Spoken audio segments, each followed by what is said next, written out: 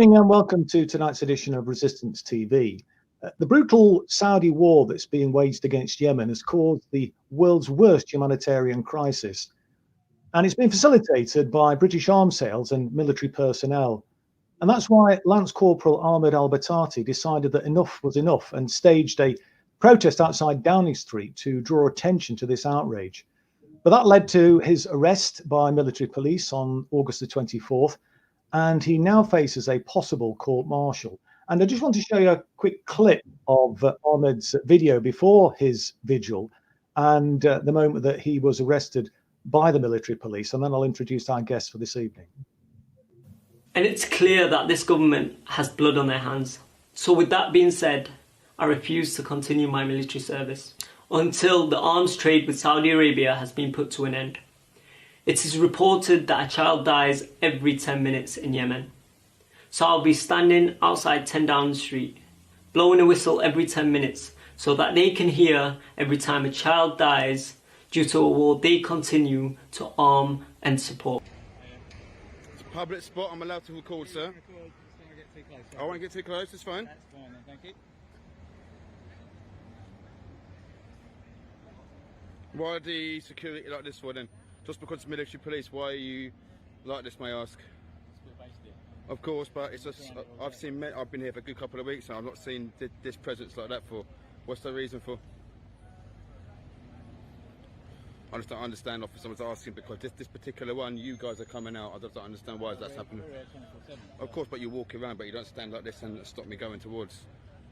It's a public highway, officer, surely. Whenever anyone's getting arrested, Yeah, but from what I'm aware, he's officially put his AWOL requesting. So thus he shouldn't be arrested. No, I said no, he hasn't. I've got from military family. He requested his AWOL request before he come down here. Thus he's not breaking the law. He's protesting like everyone else can. It's under our own police jurisdiction, not myself. So It's a public highway, sir. Take him away. That's what you call a brave man. That's a proper soldier. Good luck, bro. Good luck, son. Keep your head up, yeah? Good luck. The truth's with you. What a brave man. That's what I have to do. That's to take the truth away. I think some of the bystanders there summed it up when they said that that's a proper soldier, a truly brave man, and I absolutely endorse those words. Joining us to discuss Ahmed's case and Britain's involvement in the Saudi war against Yemen are Ali Hossein, who's an activist and a personal friend of Ahmed, and I'll go to him first in a moment. But also joining us is Robert Carter, who's an independent journalist and broadcaster, and Deepa Driver, who's a trade unionist, chair of Camden Momentum, and also one of the leading campaigners for Julian Assange. But let me start with you, if I can, Ali, perhaps as a personal friend, and I know that you have been in touch with Ahmed. If you could just sort of give us your thoughts on what happened to Ahmed, why he's taken the stand that he has, and what's the latest state of play in relation to Ahmed's status now as far as his arrest is concerned and possible court-martial. Cool. Well, thank you, Chris, for having me first. And thank you for everyone and your time. So Ahmed is just a normal guy, really, nothing special. Everyone like his age just knows him, nothing really special about him. But one day we were sitting together after the mall in his car, and he told me that he's going to tell me something that he's never really told anyone, and he couldn't get it off his mind. And he told me about, making a move or creating some kind of act that will bring more awareness to what's happening in Yemen. Now, we didn't predict exactly how, he didn't tell me straight away this was going to happen, this is how we're going to do it. But it started off as an idea, and we kind of molded it into what ended up happening. Now, obviously, you've seen the footage of Ahmed being taken, and to this very day, there's nothing really new that we know about Ahmed, whether it's in the media or even in his personal life, where I still see him. It's not like he's in chains or he's locked away somewhere. He's still free. He still, sees his family. Oh, I think we've lost. In terms of work, in terms of contacting the media and things like that.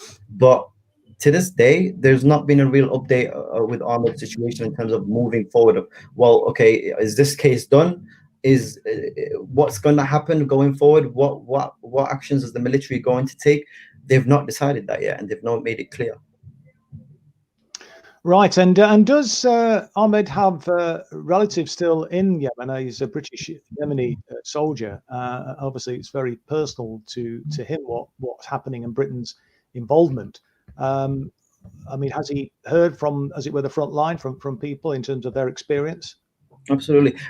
You see, people in Yemen are affected differently. It's not just the war; it's what comes with that: the famine, the homelessness, the lack of fundamental resources that human being needs, the stripping away of their human rights.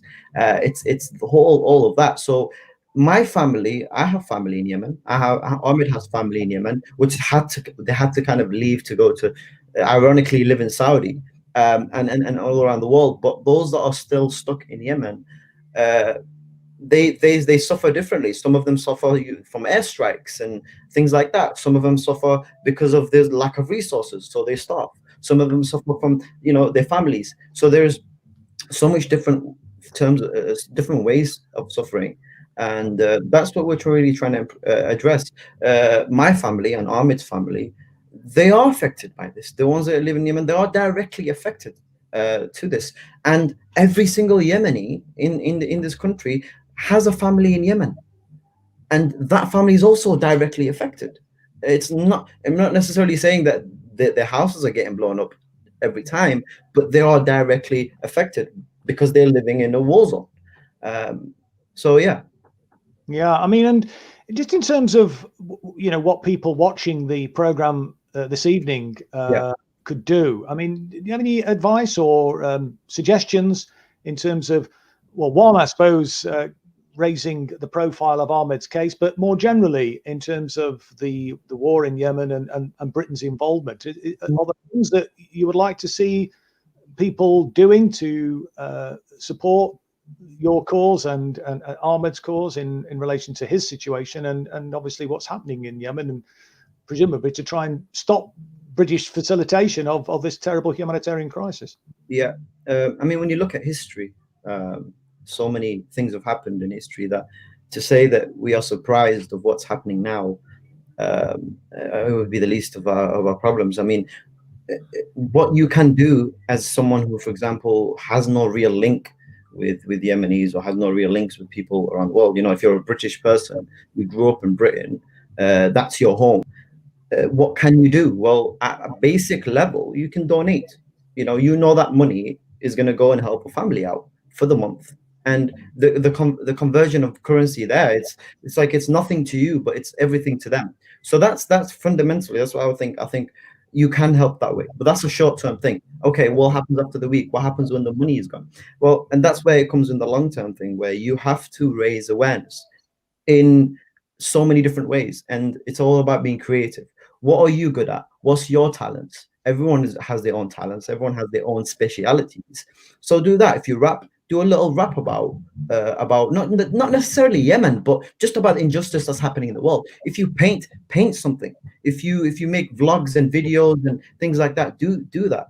So it's all about not necessarily forcing yourself to do something that maybe you don't enjoy, but it's actually doing something you enjoy that actually will benefit or has some kind of long-term effect. And you might not see the fruits to your labor directly straight away, but it's all about everyone doing the little things, and over a long period of time, that does make a difference. You look at the Jews in the Holocaust. How many historical Jewish writers that have wrote about the experiences of the Holocaust, and people that are from the outside looking in that have made works like this. It's these kind of works that allow us, for one, to remember it and to have some kind of real evidence to that it did happen, and then three, to actually hopefully not let it happen again. I mean, we can safely say maybe it won't happen to the Jews again, but it's happening to the Muslims. It's happening to so many different kind of people. And it's like, don't we learn?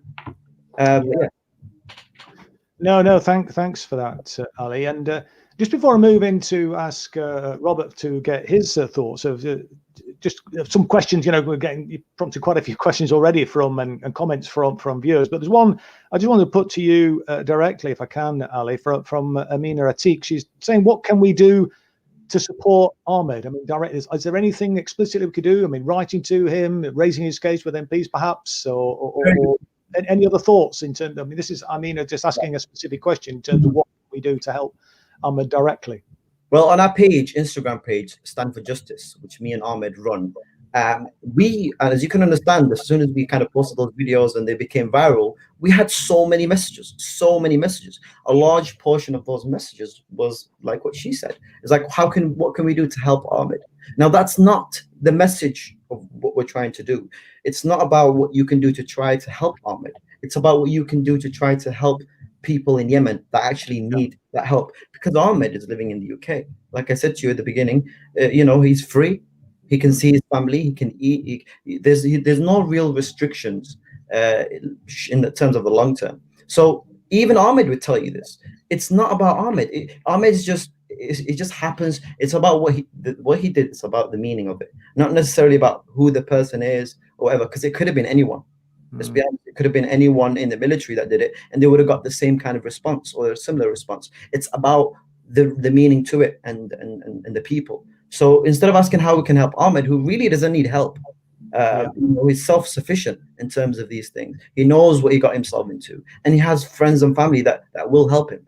Anyone out there that does want to help him and wants that passion, you should directly and channel it to some people that actually need that help, no matter how small. And I'll reiterate again, it's a bit cliche, but charity is one of the most important things, and one of the most efficient things in terms of actually changing someone's life. You give them money, that money gives gives them food, gives them shelter, gives them clothes, and which we take for granted. They don't have that, so they need the help more than Ahmed or anyone can in this country needs.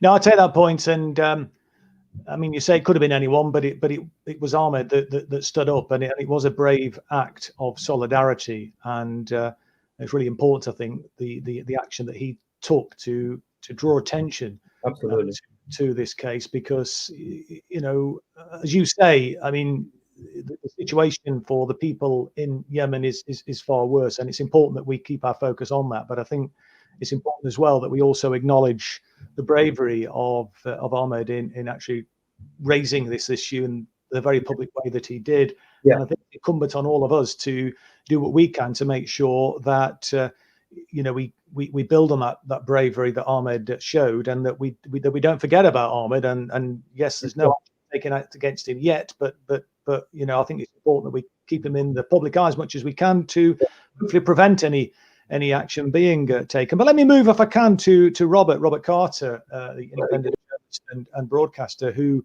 was one of the few journalists, broadcasters that I'm aware of that actually covered the story of Ahmed taking the stand that he did.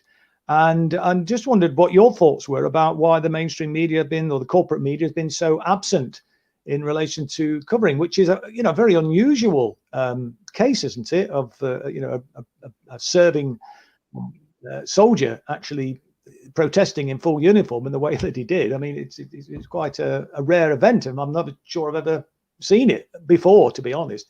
And yet, what ought to be, in my opinion, a cause célèbre doesn't seem to have raised too much attention. I mean, what's your thoughts about why that would be, Robert?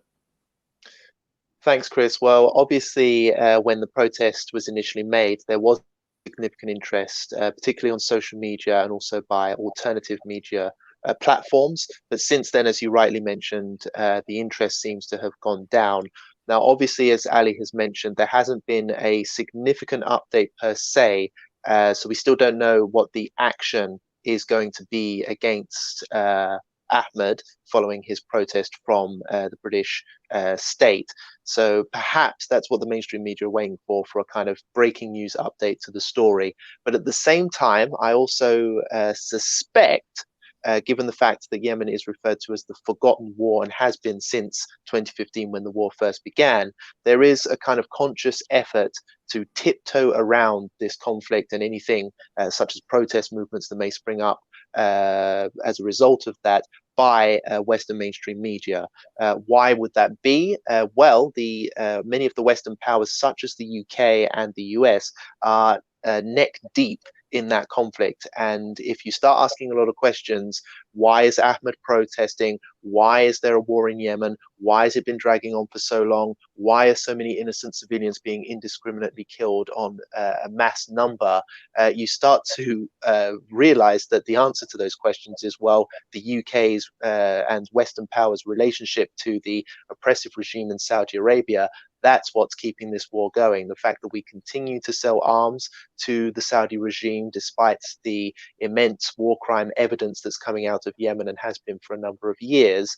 And so I do suspect that there is a conscious effort by establishment media to just be very, very careful when it comes to any story relating to the war in Yemen. And I think Ahmed's case is very significant and unique because not only is he just a Yemeni or a British Yemeni protesting about the war, there are many of those, but the fact is he is a representative of Britain in many ways because he is a soldier and he protested in uniform for a reason.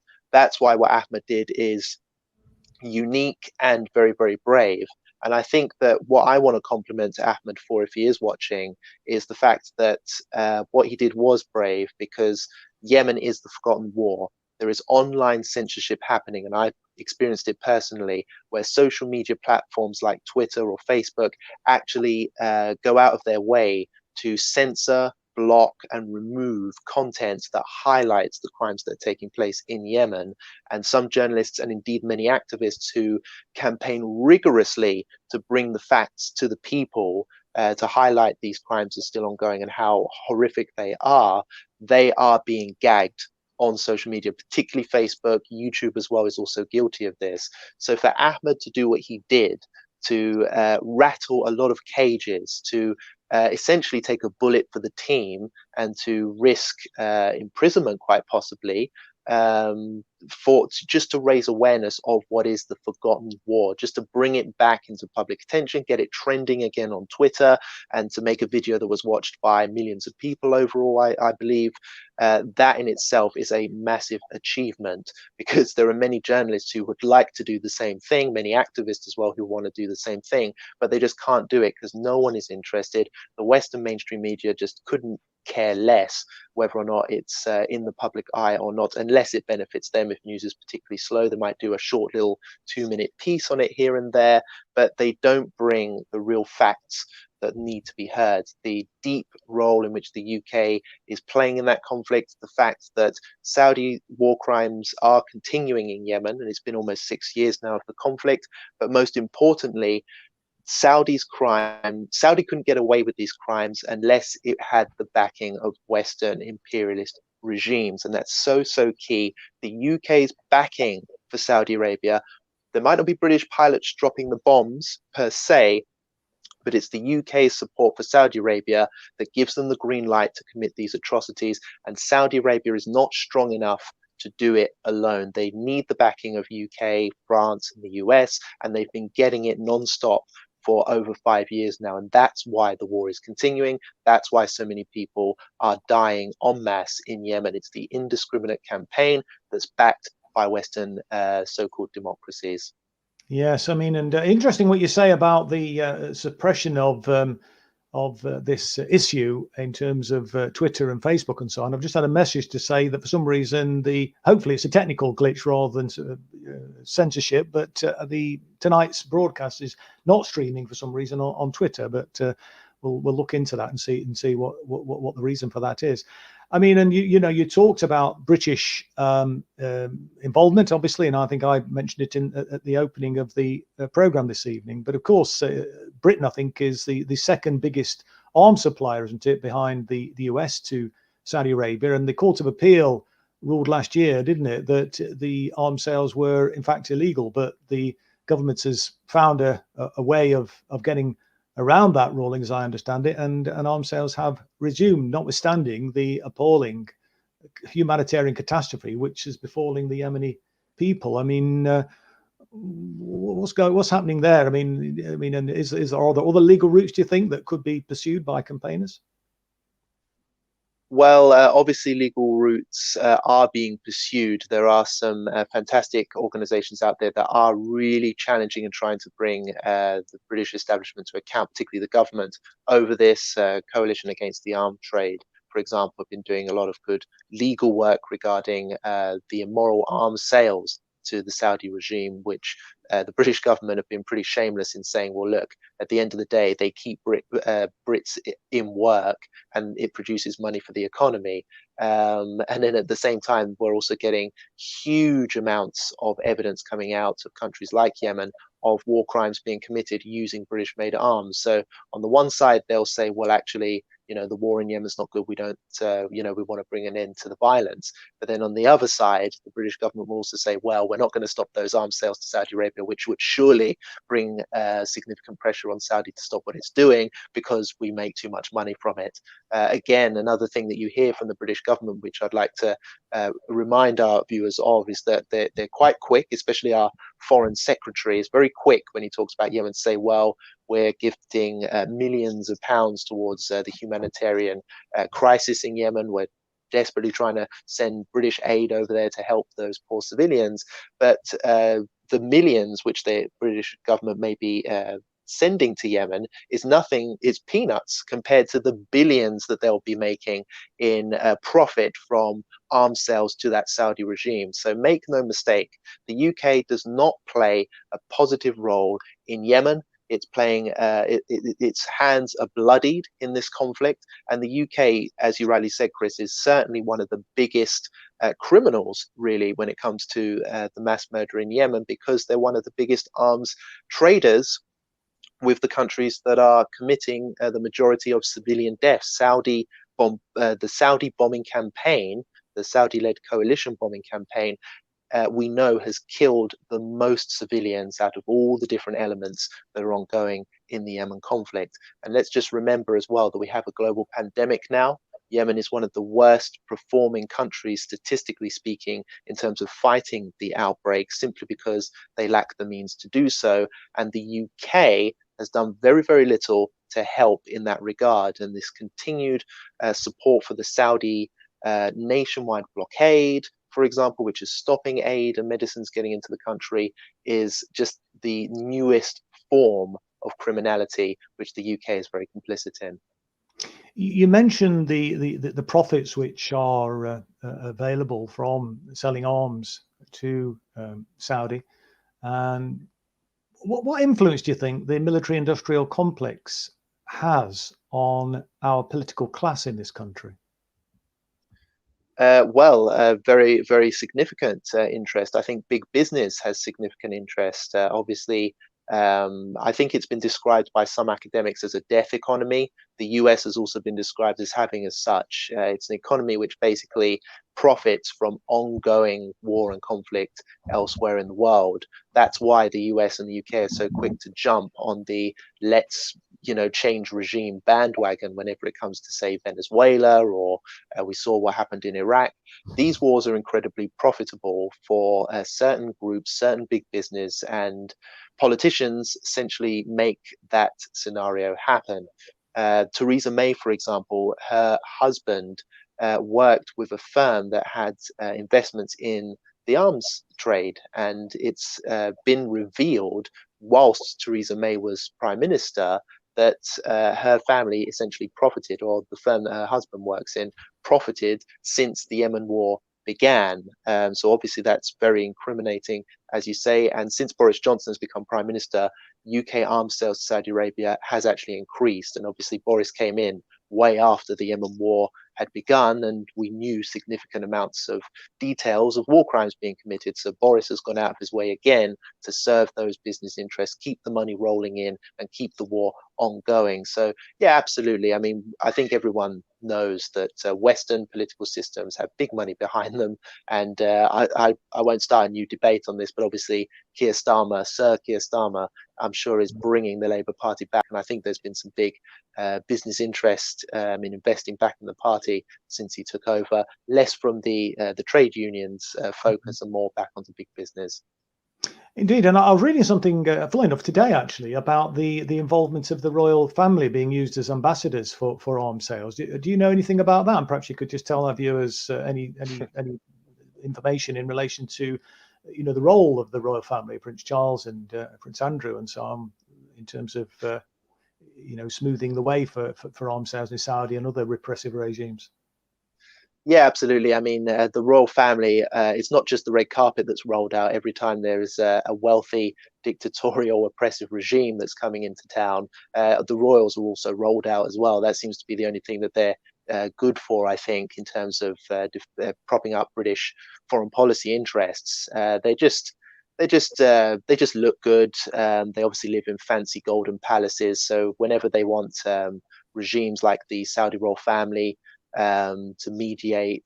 They obviously have a strong relationship going back decades since the Saudi Arabia was created as a state, and obviously the dictatorial regime in Bahrain also has very good ties and gets on very well with the British royal family. So again, it's this whole idea of Britishness, Britain on the world stage. What does it represent? There's a kind of whitewashed version of Britain that's represented here to the citizens. We are supposedly this great democracy that defends human rights around the world.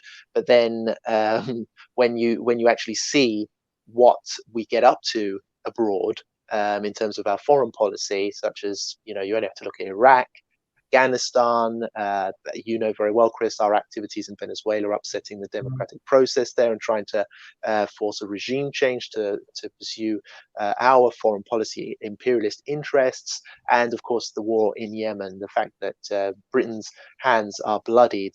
So the red in the British flag essentially represents blood, imperialist, colonialist blood on the third world. That's it. And I think that the British royal family, the only thing that they're good for is essentially rubbing shoulders with other dictatorial royalist regimes, such as in Bahrain and Saudi Arabia, and keeping the money coming in. Yeah, there's no doubt about it. They do that.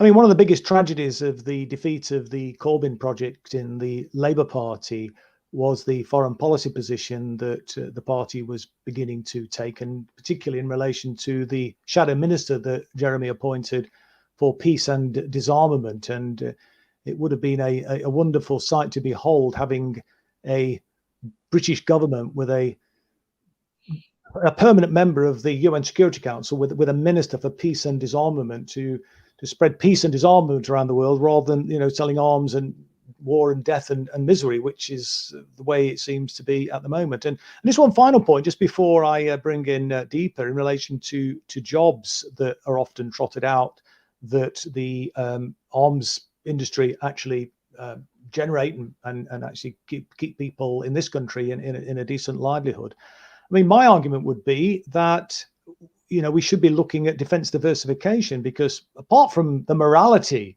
of arms sales, the fact of the matter is that since the early 1980s, the number of people working in defense industry, if you can put it like that, has absolutely collapsed. I mean, it was something in the order of 400,000+ in, I think, 1981. And the last time I saw some figures, which were from a couple of years ago, it had reduced by 2/3, I think around 140,000 people now. So, it's not even sustaining that number of jobs that it used to do. Not that in a sense is justification morally to continue to sell death and destruction, which is essentially what we're doing in relation to the arms industry. But I mean, would you have anything to say about diversification at all, Robert? Defense diversification, is that something that we should be pursuing, do you think?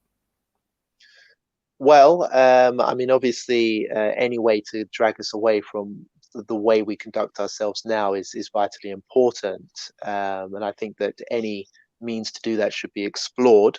But unfortunately, it seems as if we have a real problem with the way in which a debate is conducted on this very issue. I mean, you mentioned Jeremy Corbyn before. He brought several debates back into the public domain, which were of great interest, but they weren't handled very well by the mainstream media establishment. They were just demonized, such as, should we have a nuclear deterrent in this country? Is it necessary? Is it a big waste of taxpayers' money? Is it morally right that we actually have a weapon of mass destruction to basically end, human life on this planet?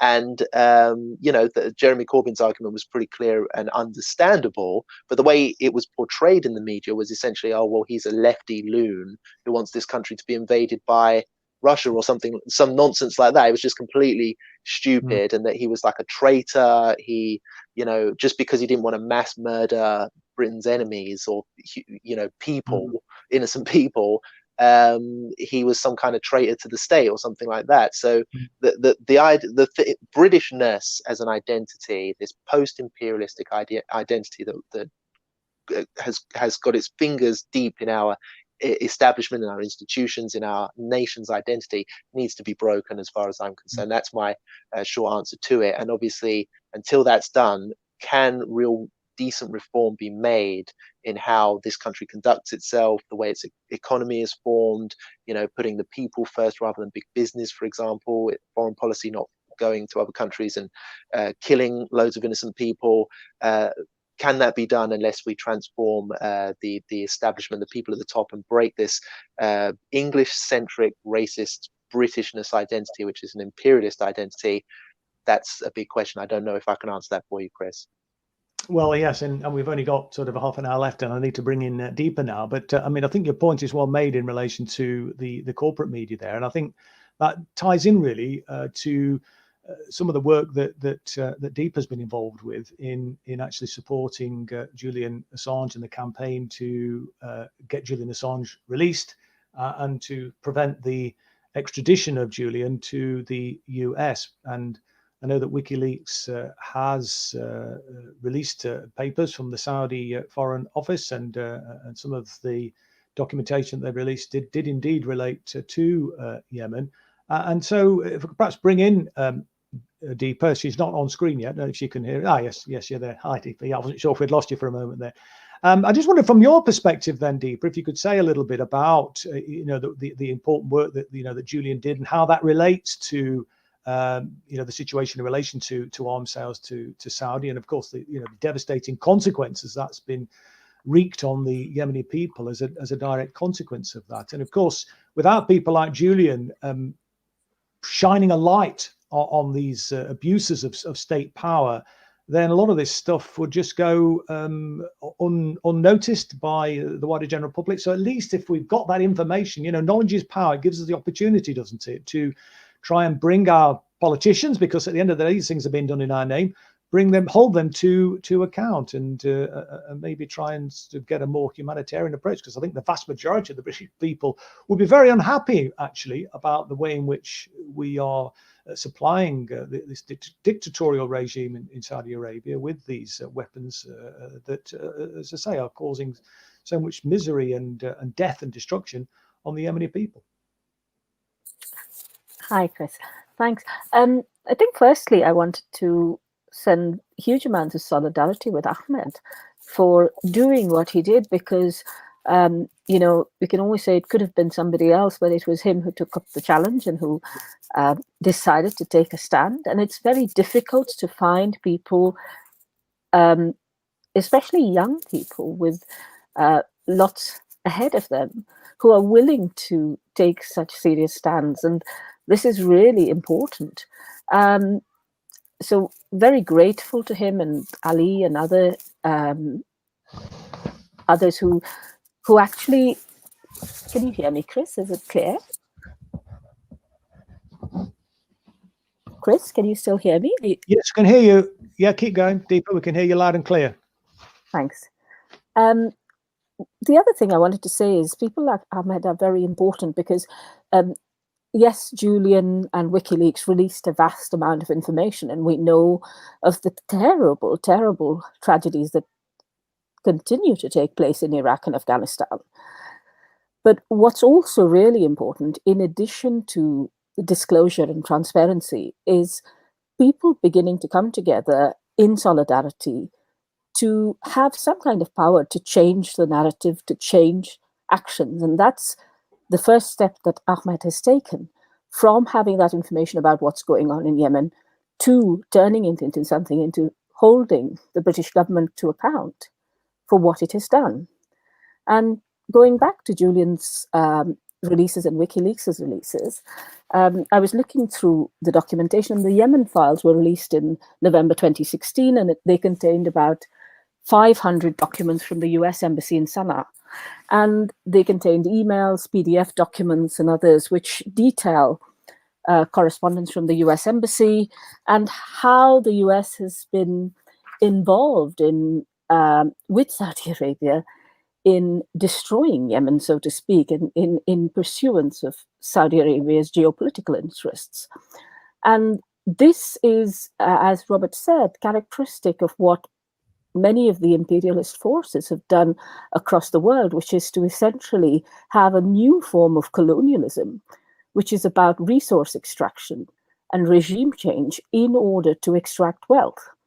And one of the other things is that Robert touched upon was the use of was the excuse that they use, which is that we're giving aid to these countries, we're helping them to redevelop, we're setting up posts to have educational entities there, or whatever it is that they try and say. But what WikiLeaks revealed was the level to which these kinds of development efforts had been co-opted in order to build both the narrative and the climate for regime change in ways that were suitable for the powers that be in the imperialist countries.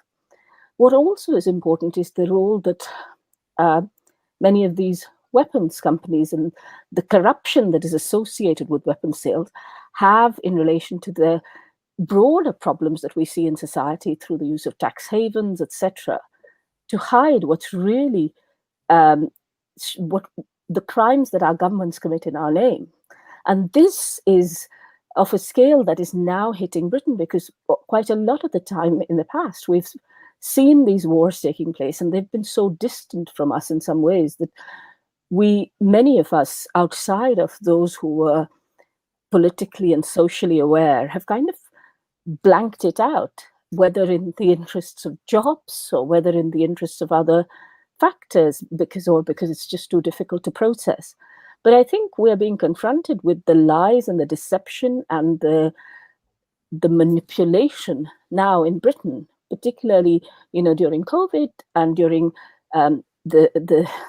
during the entire Tory and Blairite regimes, really, how they corrupt the narrative to make black look like white and white look like black. And it takes a certain, and I want to shout out to people like Declassified UK, Mark Curtis, Matt Kennard, Phil Miller, and those kinds of people, including Rob and other journalists who are willing to take a stance and say what the corporate media is doing is really hiding the truth from us, and we need to be able to see the truth.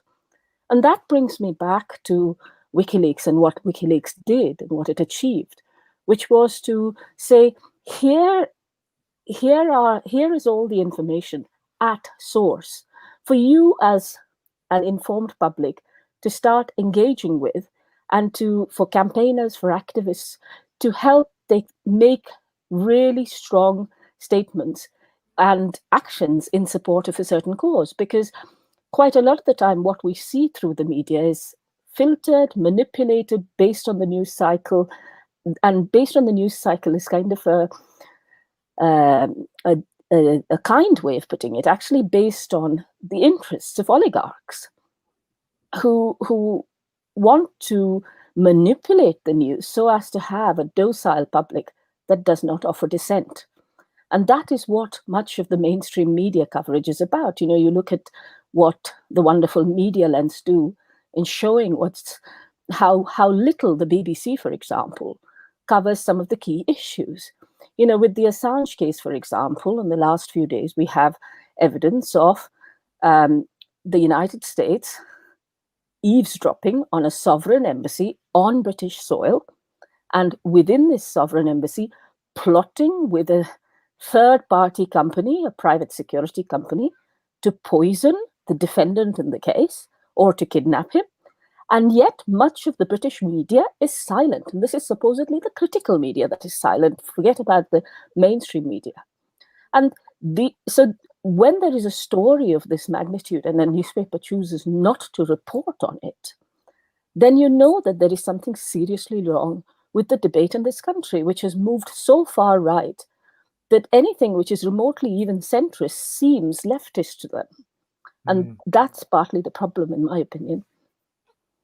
Yes, I mean, and one of our viewers has said that there was a debate on Yemen, just coming back to the issue of Yemen in Parliament recently. But I don't know if you was aware of that debate, but there doesn't seem to be any great deal of movement as a consequence of that. I mean, what's your feelings about the way in which our political class sort of raise these issues and deal with these issues, and the function of Parliament? I mean, is it working in your opinion? Is it actually representing the people? And what could we do to ensure that the concerns that I think the vast majority of people have about the terrible war crimes that are happening as a consequence facilitated by the British state, to make sure that our parliamentarians are not actually doing these things in our name? I mean, what's your thoughts about that, Deepa, in terms of the way in which our political system's operating at the moment? Is it fit for purpose? And what do we need to do to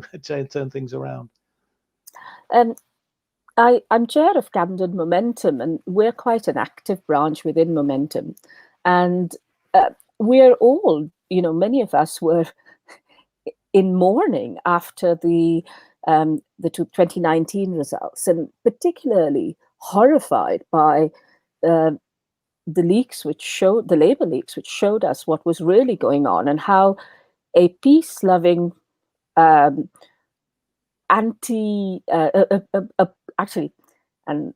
peace-loving, pro-people prime minister was stopped from being elected by his party. And we are also ashamed, and I say this as somebody who's in the same constituency as Keir Starmer, of Keir Starmer because of his links with the Trilateral Commission, but also his recent, actions in relation to allowing torture to become legal. And this is shameful, coming from somebody who's supposedly a lawyer championing human rights. And it is vital that we recognize that in Parliament, we have a choice between two terrible parties, the Tories under Boris Johnson or any of his cronies, and Labour under Keir Starmer. Because it is, Labour under Keir Starmer is no different from the Tories in some ways, because of the way in which Labour is trying to out-Tory the Tories. So, yes, I think Parliament is not functioning as providing checks and balances, because any attempt in this Parliament to act in the interests of the working class people, to act against war, is kind of just completely subdued through the use of corrupt means. And as a constituent, as a member of the public, I am horrified by the fact that Parliament can be corrupted in this way. I'm also ashamed that we allowed such an important project, because the Corbyn project wasn't about him. The Corbyn project was also about so many people who chose a different life. And it is depressing to see all these people finding their way back to Starmer because they have nowhere else to go. And these people need a political homeland, and that political homeland has to be firmly in the left. And I think it's incumbent upon people like Jeremy to come to take forward what they chose to do, and to show a spine now, to stand up to the likes of Keir Starmer, and to take a stance alongside people like you who've been taking that stance for a very long time.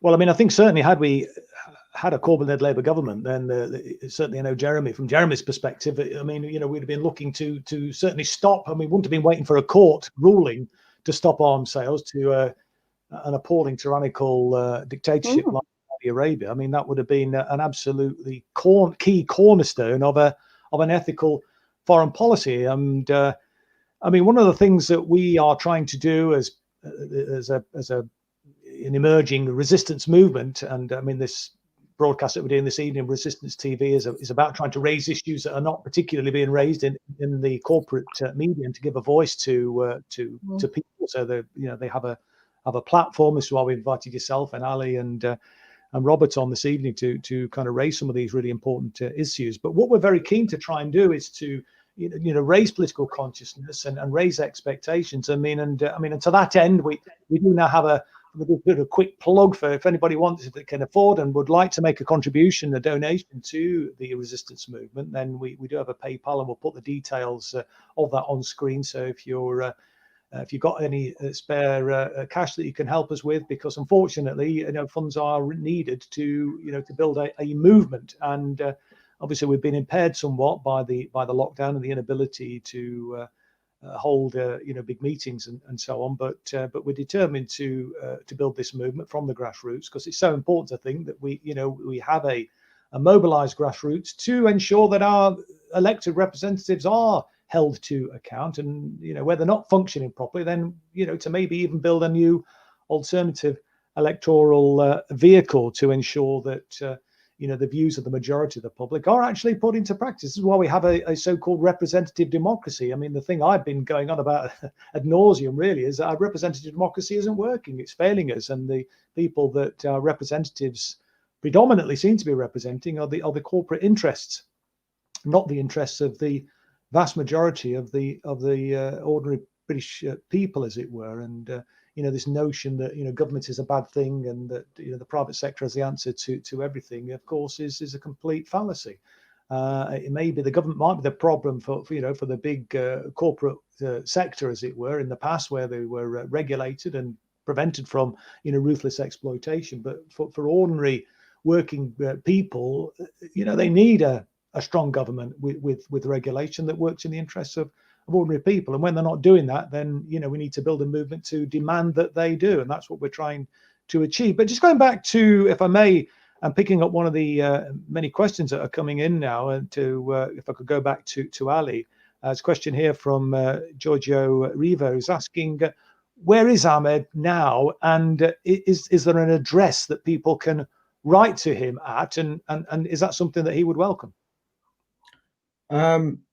If you want to send things to Ahmed, like a letter or a message or whatever, you can contact him on Instagram.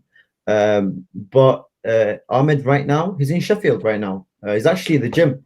Really? Yeah. So, like I said to you at the beginning, he's free to do these things. I mean, I've seen one of the comments. He said he may be in jail. He's not in jail. He's he's free. He's in his. He goes back home to sleep and whatever. It's just the military that are kind of keeping him on some kind of a leash, just to kind of because he can't speak out, he can't say anything to the media. It could have been him today speaking, but it's not him, so he's not really free yet, hopefully. But he's physically free to do go out and do whatever. But yeah, if you want to send things to Ahmed, a message or whatever. He has an Instagram, or you could even send it to the Stand for Justice page, which Ahmed also helps run it as well. So he'll be able to see the messages or letters or anything like that. Any recommendations? I just don't want to give out his address because I don't have his. Of course, no, indeed, absolutely, I understand that. That's not an issue. We just wonder whether there was an address at the barracks or something like that where that he could be contacted. But yes, obviously people can contact him via Instagram. So if we could make sure that we put that detail on screen to our technical people behind the scenes, if possible, we could put that on the screen so that people have that. And also the Stand for Justice that you mentioned as well. That's a Facebook page, I think, is it? No, it's an Instagram page. They're both on Instagram. I'll give you his Instagram page as well. It's Ahmed Ali _98, and that's his Instagram, personal Instagram. So if you want to send him anything or anything like that, yeah, no, indeed, yeah. I mean, I suspect you'd probably welcome that. I mean, I think it's always important to receive messages of solidarity when you are, under the cosh, as it were, which Ahmed is at the moment. He's not been exonerated and may potentially still face some action, I guess, some military action by the army. And so I guess one of the things that we can potentially do, I suppose, is keep his case in the public domain, which hopefully will limit that potential for the government or the army to act, the military forces to act against him. That's right. That's correct, man. Yeah. Let me just move, if I can, in the last few minutes to back to Robert, if I can, and just sort of get his response to the debate that there was held in Parliament on Yemen. I mean, what did you make of that? And, what more do you think we ought to be doing to push our parliamentarians on this issue? Sure. Well, very few people actually bothered to show up to that debate. It was a pretty empty hall from what I could see from the images afterwards. So obviously that just goes to show how important the Yemen issue is to our elected officials.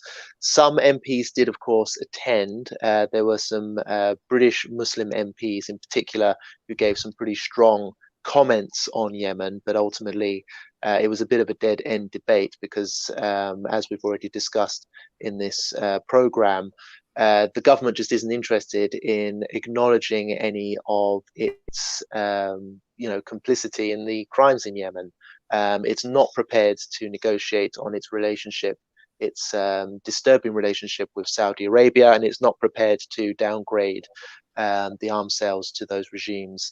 Unless it's basically forced to do so. And it's very difficult to force the government to do so. As you said, they find loopholes and covert means in which they can keep those arms sales going into Saudi Arabia and into the Middle East. I guess what I could end on is perhaps some information about the conflict in Yemen, just to, again, reiterate just how bad things really are. Obviously, it's known as the world's worst humanitarian crisis. The war's been going on for over 5 years now. Over 100,000 people have been killed since 2015. That's according to the Armed Conflict Location and Event Data Project. Those figures were released last year. As of July, it's also been revealed that 80% of the population are dependent on aid to survive. That's amid a nationwide blockade. And of course, the global pandemic, the coronavirus outbreak, is the latest crisis to hit Yemen. It's already inflicted with cholera, which is supposed to be extinct in this day and age because the infrastructure has been damaged. There's a lack of access to clean, sanitized water. So obviously they're dealing with famine and disease already, but coronavirus is inflicting Yemen very, very badly. It's one of the worst performing countries in terms of detecting who has it and who doesn't, in terms of testing. It's also the worst in terms of people who die after contracting the disease. So the global average is about less than 4% as it stands elsewhere, but in Yemen, around 30% of those who contract the disease tend to die. That's from figures we have. And obviously, again, it's very hard to get to the bottom of just how bad the outbreak is in Yemen because there just is a lack of means to track and trace, to test, to question, to investigate. They just don't have the means. The hospital infrastructure is also targeted in the Saudi bombing campaign. So hospitals, schools, people's homes, civilian populated areas are all hit and are continuing to be hit. So Yemen is in a crisis mode, and unless we see radical action like that of Ahmed's, which bring it back into the public eye, we need to really pressure the establishment and our politicians to get off their backsides and actually try and force a change. That's the only way we're going to make a significant change for Yemen. As far as I see it, it's a very difficult situation. And I guess another point to highlight before you come away from me is that today is the 57th anniversary since the 14th of October revolution in the south of Yemen, which saw Yemenis boot out British imperialist occupation forces from Yemen. It was in the 1960s, I believe it was. So again, read into Yemen's history. It has a strong history of fighting back against imperialist foreign aggression, and Britain's role in Yemen hasn't just been bloody recently, but going back decades as well, even during the empire years when we occupied the south and brutalized the native people.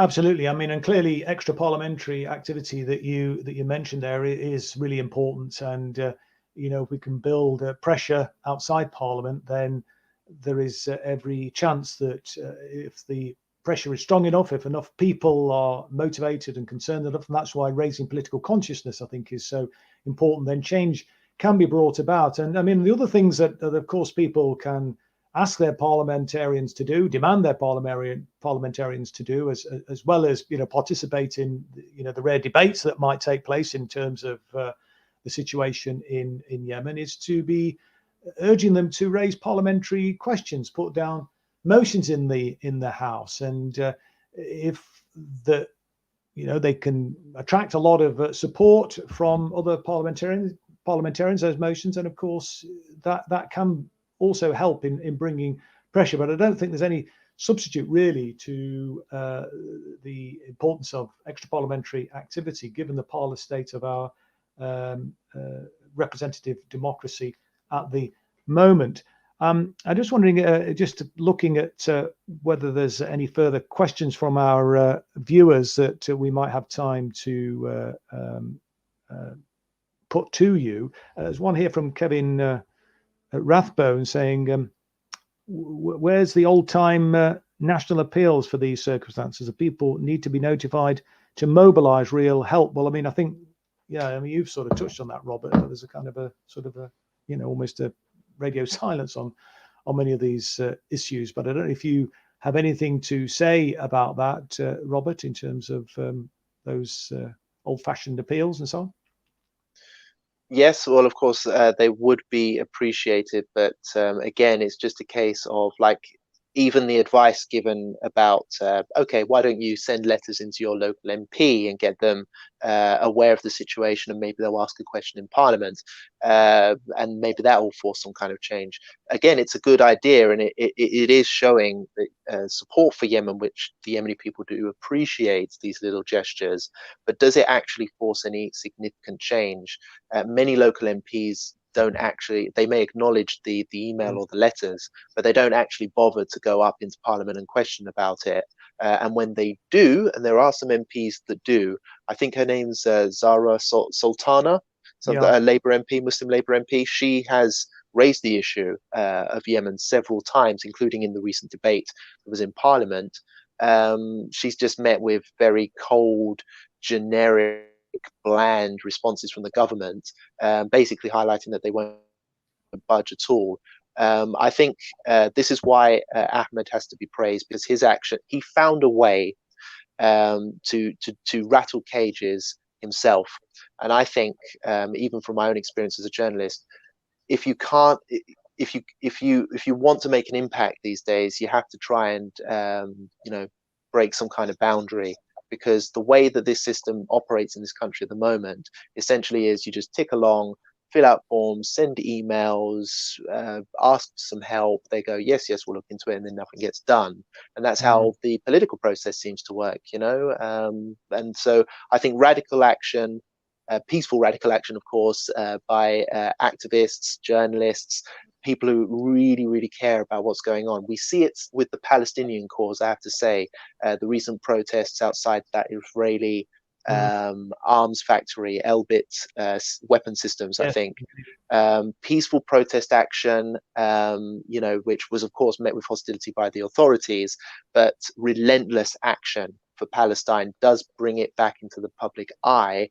Perhaps if that happens with Yemen, that might be a bit more productive and get results in the short term, but ultimately the massive international geopolitical game that's being played out.